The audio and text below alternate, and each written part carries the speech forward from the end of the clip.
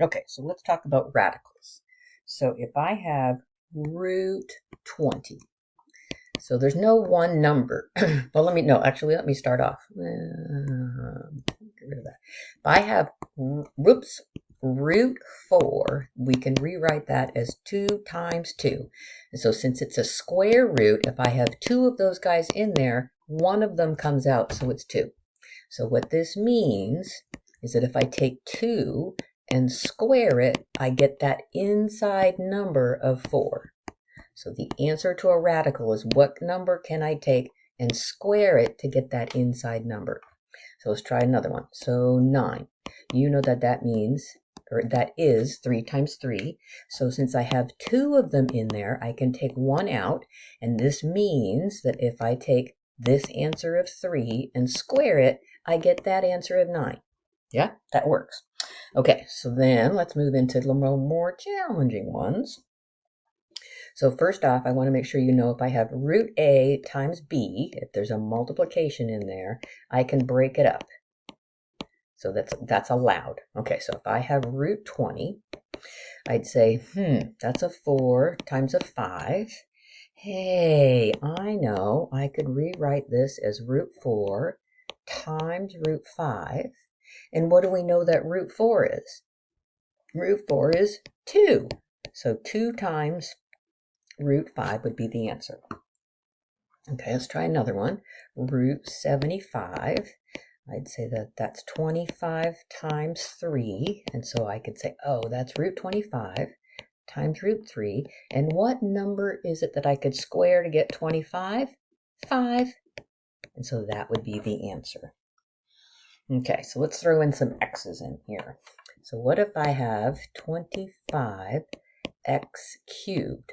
Let's break it up. So root 25, root x cubed. So root 25 we know is 5. Now let's take time to break this guy up. So this is like saying x times x times x, right? X cubed.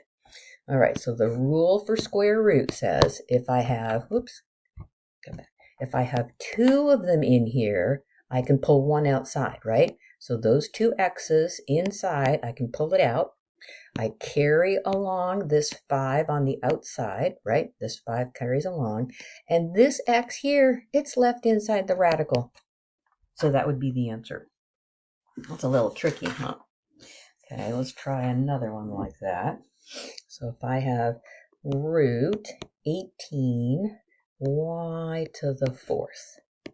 All right, so let's break it up to root 9 and then root y to the 4th.